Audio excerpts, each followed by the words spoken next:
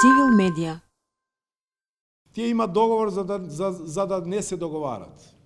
Од ваква позиција, кога не сме биле присутни во тоа што е преговорено и договорено с ношти, ние не можеме ништо да кажеме дали тие договарале нешто, дали тоа беше све само некој театар пре очите на јавноста. Ако гледате случајот Рекет, мораше да се случи на некаков начин, за да после јавноста не реагира толку многу кај новиот закон, каде што во завршните одредби стои дека со овој закон престанува да важи законот за специјално јавно обвинителство. И сите зборуваат за закон за специјално обвинителство. Ова е чудо. Ако ги слушаме, сите медиуми зборуваат за законот за специјално обвинителство. А со овој закон се укинува специјалното јавно обвинителство. Нели? Значи, јас не верувам дека тие ќе договарат нешто, ама ќе се постигнува целта на трите поголеми, трите политички партии. А тоа е што се има случено во минато, да се затвори и тоа некако вид на амнестија за сите злодела што се имат направено дури на времето на режимот, дури и на времето на овој пола режим што денеска го гледаме. Уште од времето кога, нели, после референдумот сме се изјасниле за предвремени парламентарни избори. И тоа за многу причини. Една од причините е тоа и една од најважните причини. Е тоа што го реков претходно, дека албанското општество живее во монизам. Ако нема промена, нема демократија. Ако нема промена, нема одговорност. Ако нема одговорност, нема правна држава. Ако нема правна држава, ќе се амнестира тие што биле корумпирани.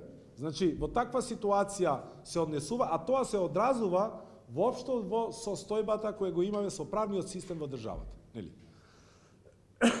Затоа, една од другите причини, по дефиниција опозицијата бара предвремени парламентарни избори. Нели? И тоа сме го рекли на неколку наврати, како политичка партија. Друго, поддршката на Алијансата е многу поголема од бројот на пратеници кои го имаме во собрание. Нели?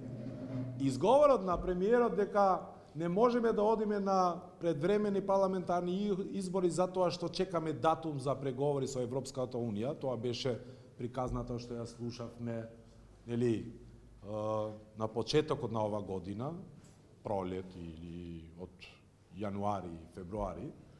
Мислам дека погрешно размислува премиерот. Се додека внатре во коалиција и во системот имаме политичка партија која 18 години е инсталирана во институциите, нели? И е корумпирана. Колку што повеќе тие седат во тоа, се инсталирани во институциите, толку подалеку ќе ни биде датумот за преговори со Европската Унија.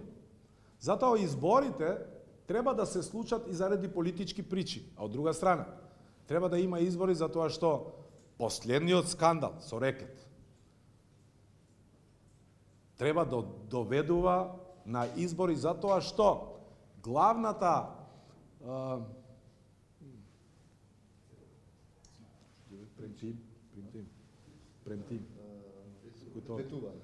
главното ветување, извинете, за во време на изборите 2016 беше нема правда, нема мир. Нели? Правна држава, правен систем. А одговорот се добива според тоа ако гледаме колку имаме правда и колку имаме праведност и колку имаме правен систем. Во моментот и денес како зборуваме. Тоа значи дека владата не успеала за да гради правда и правен систем, затоа решение во вакви случаи е избори, предвремени избори. Ако одиме на избори, мислам дека разнесичата ќе биде поблиску до реалноста, нели? Ако продолжуваме вака и даваме можност за да некој ги прикрие фактите, мислам дека нема да постигнеме нигде. Неофицијално ви кажувам, јас имам информација дека во тие разговори кои се воделе помеѓу Катица Јанева има разговори од типот дали има докази за Бујар Османи. И одговорот е 100. И после имат и, не знам, и некои си налози од страна на обвинителка за да што да изјавува господинот заменик премиер за евроинтеграција. Нели? И се додека не се случува промената, тоа што го реков, и на уште еден дел од режимот, нели? Мислам дека нема да имаме разрешница како што треба на случајот рекат, нели?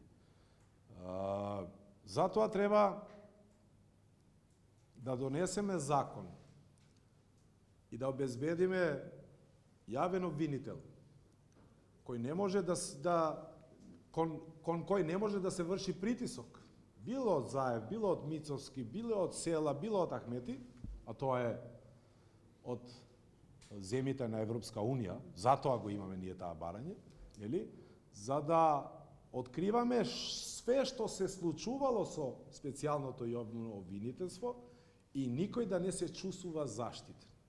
Ако некој се окривил пред законот, треба да одговара. Многу јасно. Нели? И во ваква ситуација, да, вие ме прашавте дали имате надеж. Јас сакам да имам надеж.